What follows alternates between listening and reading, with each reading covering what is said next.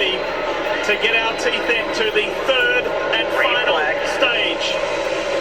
Keselowski leads the field to green. Byron and Larson. It seems almost like they've been glued together for quite a while now, the teammates.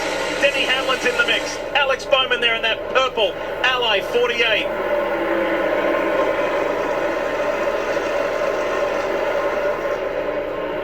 It was a good stop from the 5. It vaulted them ahead of the 11. Blaney's on the comeback trail as well. There's the 12. We showed you and told you about the trials of his most recent stop. But that second stage was fantastic for the Discount Tire Ford.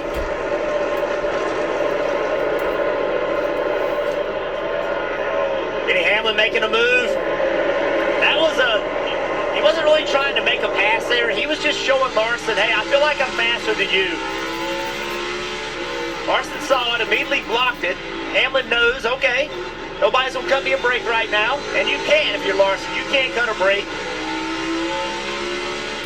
This camera angle gives you a really great look at the back of Kyle Larson's Chevy. There's none of the big multi-strake diffusers on the back in this short track package. You just see the 2 strakes there of what they describe as the simple update.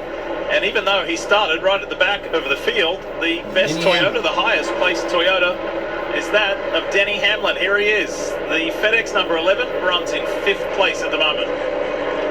Right before we went to commercial, I said this is a huge race for Denny Hamlin. I feel like this is his championship race. This is almost as big as next week, and here's why. Denny Hamlin turns 44 years old this year. Lee Petty, Bobby Allison, they're the only drivers in NASCAR's history to win a championship after 44 years old, and no one in the last 40 years has won older than 43. So if you're Denny Hamlin, you just don't have that much opportunity left. And the age of the drivers that he's racing against comes down every year. The average age comes down. Denny Hamlin knows that. And I don't even know what happens. You know, Jared and I have had this conversation. You start to diminish in skill, and you don't really know why. You feel like you're just as good as you were, but the pace starts falling off for some reason. So I just think Denny Hamlin needs to go to Phoenix this year, next year, with a chance to win that championship that he hasn't found a way to get done yet. He's a Hall of Fame driver. You look at what he's done, people would do unbelievable things to have the career that he's done. The only thing missing is a championship. And he's got 198 laps left to do something about that, just to keep himself in the conversation next weekend. This happened just a few moments ago. Chase Elliott and Chase Briscoe. Whoa! Elliott into the 17 of Chris Buescher. Wow. I don't think the 9 had any idea that the 17 was coming to pit road. Man, wow, that could have been ugly. That was a good catch by Chris Buescher.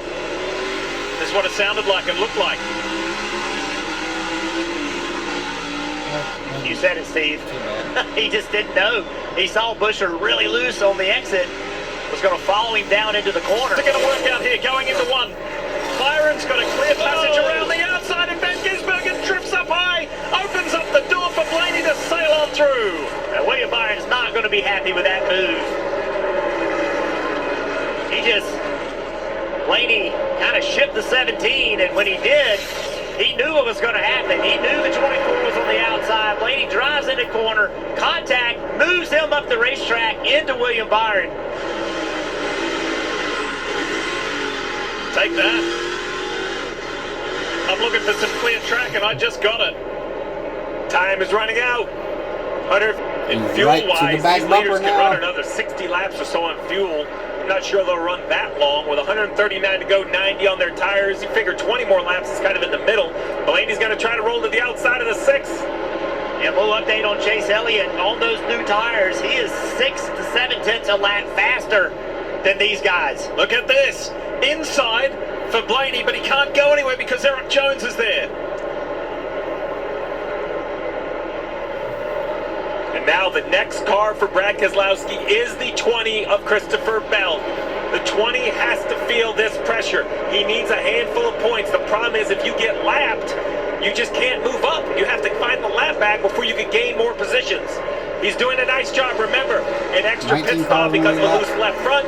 He started shotgun on the field up to 19th, so he's doing a nice job. It's just been a 93 lap run. Blaney, we saw what he was willing to do to take the lead, what he did to William Byron. Now he's called Brad Keselowski. You wonder if TJ Major's a spotter on that 6 car. Whoa. Saw what happened and say, hey, Blaney is on a mission. You have to be expecting to get hit here. Two guys who have won cup championships for the captain, now in different teams.